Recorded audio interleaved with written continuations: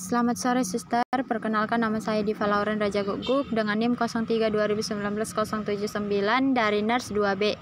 Di sini saya akan membahas asuhan keperawatan pada klien dengan diabetes mellitus. Definisi dari diabetes mellitus.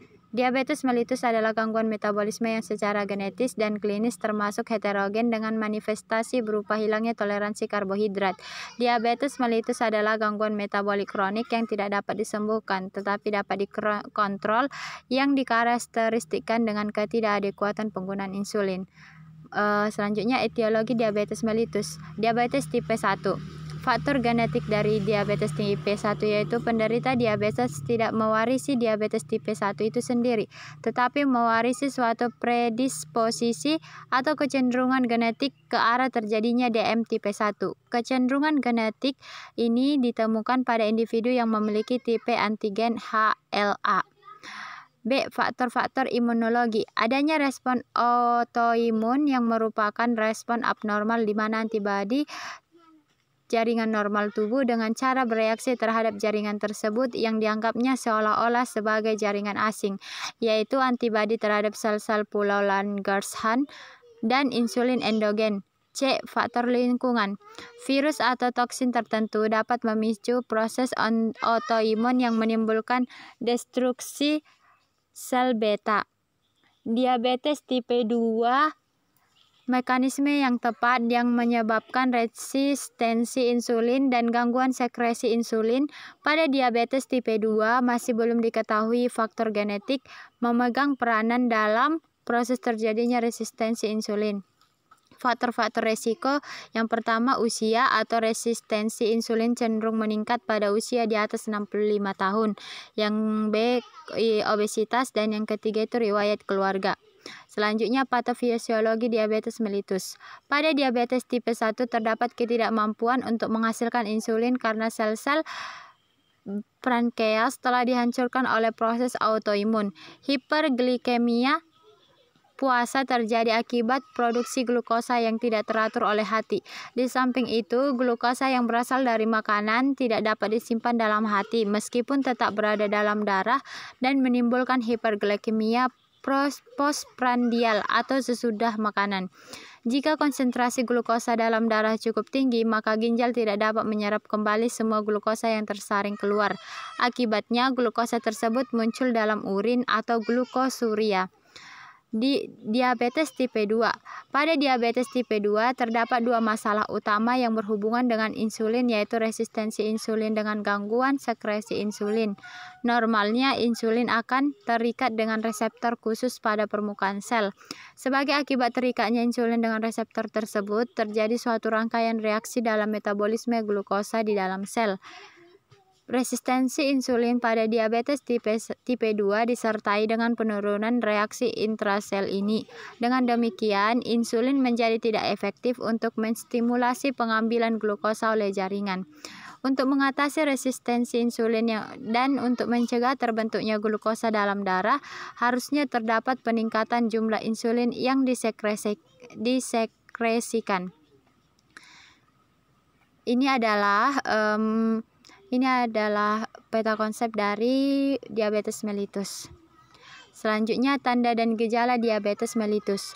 Menurut Supartondo, gejala-gejala akibat DM pada usia lanjut yang sering ditemukan adalah 1. Katarak, 2. Glaukoma, 3. Retinopati, 4. Gatal seluruh badan, 5. Pruritus valvae, 6. Infeksi bakteri kulit, 7. Infeksi jamur kulit, 8. Dermatopati, 9. Neuropati perifer, 10. Neuropati visceral, 11. Amiotropi, 12. Ulkus neotropik, 13. Penyakit ginjal, 14. Penyakit pembuluh darah perifer, 15. Penyakit koroner, dan ke-16 penyakit pembuluh darah otak. Selanjutnya, pemeriksaan diagnostik diabetes mellitus.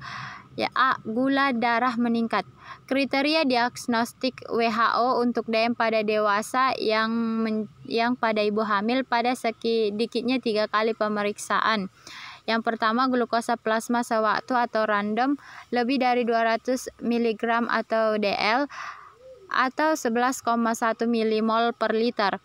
Yang kedua, glukosa plasma puasa atau nocturne lebih dari 140 mg per dl atau 7,8 milimol per liter. Yang ketiga, glukosa plasma dari sampel yang diambil 2 jam kemudian sesudah mengkonsumsi 75 gram karbohidrat atau 2 jam postprandial lebih dari 200 mg per dl.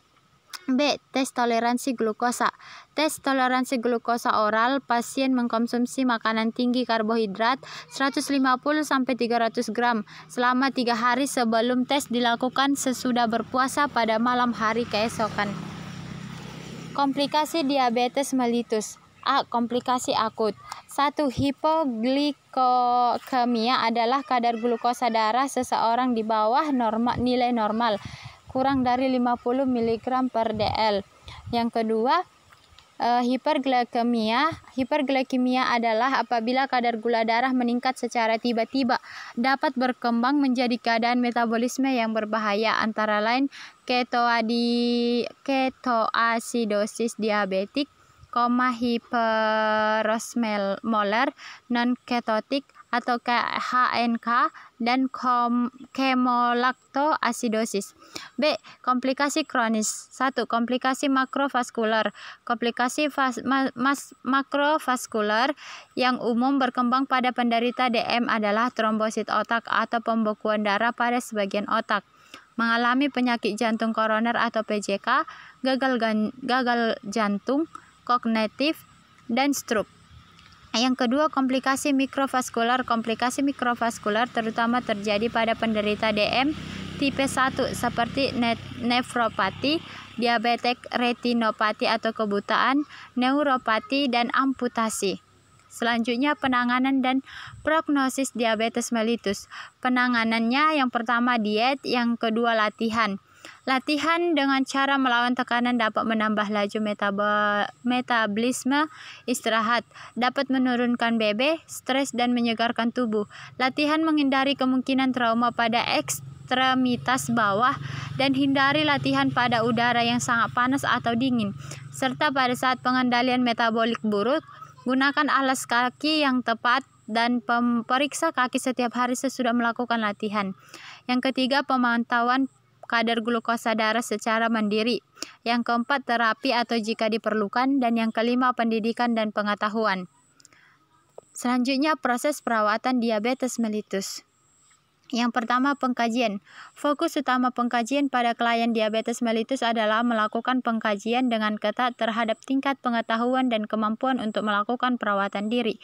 Pengkajian secara rinci adalah sebagai berikut. Yang pertama, riwayat atau adanya faktor risiko. Riwayat keluarga terdapat pada obesitas, riwayat pankreatitis kronik, riwayat melahirkan anak lebih dari 4 kg, riwayat glukosuria selama stres atau kehamilan, pembedahan, trauma, infeksi, penyakit, atau terapi obat atau glukokortikosteroid, diotriasis, kontrasepsi oral. Yang kedua, kaji terhadap manifestasi diabetes mellitus, poliuria, polidipsia, polifagia, rangsang, dan kram otot. Temukan ini menunjukkan gangguan elektrolit dan terjadinya komplikasi aterosklerosis. Yang ketiga, pemeriksaan diagnosis. A. Tes toleransi glukosa atau TTG memanjang lebih dari 200 mg per desiliter. Biasanya tes ini dianjurkan untuk pasien yang menunjukkan kadar glukosa meningkat di bawah kondisi stres. B. Gula darah puasa normal atau di atas normal. C. Hemoglobin glikolisat di atas rentang normal. Yang D. Urinalis positif terhadap glukosa dan keton. Dan yang E. Kolesterol dengan kadar trigliserida serum dapat meningkat, menandakan ketidakadekuatan kontrol glikemik dan peningkatan propisitas pada terjadinya diabetes mellitus. Selanjutnya, kaji pemahaman pasien tentang kondisi, tindakan pemeriksaan diagnostik, dan tindakan perawatan diri untuk mencegah komplikasi. Yang kelima, kaji perasaan pasien tentang kondisi penyakitnya.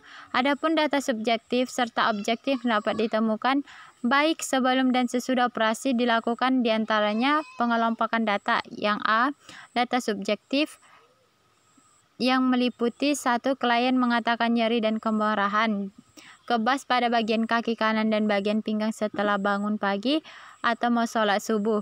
Dan yang kedua, klien jarang melakukan aktivitas di luar rumah, merasa nyeri saat digerakkan, klien kurang mengetahui tentang penyakit yang dideritanya, dan kurang mengetahui tentang makanan yang dihindarinya. Selanjutnya data objektif. 1. Klien terlihat meringis dan membenggangi bagian kaki yang nyeri. Yang kedua, klien terlihat susah saat berjalan. Selanjutnya diagnosa yang muncul. 1. Nyeri akut bagian agen injuri biologis atau penurunan jaringan perifer atau hipoksia perifer.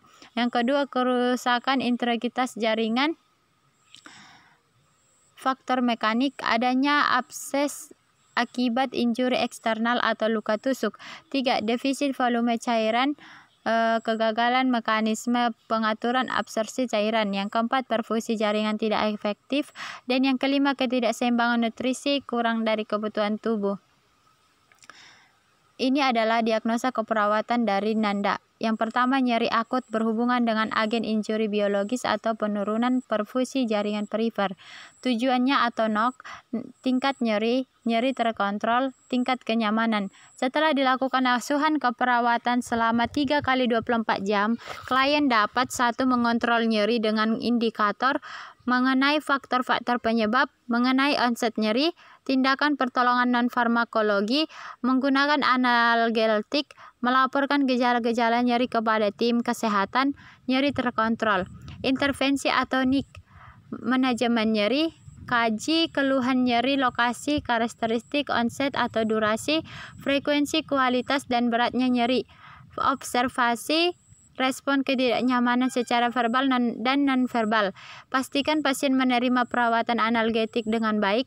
Gunakan strategi komunikasi yang efektif untuk mengetahui respon penerimaan pasien terhadap nyeri. Evaluasi keefektifan penggunaan kontrol nyeri. Monitoring perubahan nyeri baik aktual maupun potensial. Sediakan lingkungan yang nyaman. Kurangi faktor-faktor yang dapat menambah ungkapan nyeri. Ajarkan penggunaan teknik relaksasi sebelum atau sesudah nyeri berlangsung. Kolaborasi dengan tim kesehatan lain untuk memilih tindakan selain obat untuk meringankan nyeri. Tingkatkan istirahat yang adekuat untuk meringankan nyeri. Manajemen pengobatan, tentukan obat yang dibutuhkan pasien pada cara mengelola sesuai dengan anjuran atau dosis. Yang selanjutnya, monitor efek terapeutik dari pengobatan. Selanjutnya, monitor tanda dan gejala serta efek samping dari obat. Dan yang terakhir, monitor interaksi obat. Yang kedua, menunjukkan tingkat nyeri dengan indikator, melaporkan nyeri, frekuensi nyeri, lamanya episode nyeri, ekspresi nyeri wajah, perubahan respirasi rate, dan perubahan tekanan darah, kehilangan nafsu makan. Ajarkan pada pasien keluarga cara mengatasi efek samping pengobatan, pengelolaan analgetik, periksa perintah medis tentang obat, dosis, dan frekuensi obat. Periksa riwayat alergi pasien, pilih obat berdasarkan tipe berat nyeri, pilih cara pemberian IV atau IM untuk pengobatan jika diperlukan. Evaluasi efektivitas dosis analgik. Observasi tanda dan gejala efek samping, misalnya depresi pernapasan, mual dan muntah, mulut kering, dan konstipasi. Kolaborasi dengan dokter untuk obat, dosis, dan cara pemberian yang diindikasikan. Tentukan lokasi nyeri, karakteristik, kualitas, dan keparahan sebelum pengobatan. Selanjutnya, berikan obat dengan prinsip 5 benar. Selanjutnya,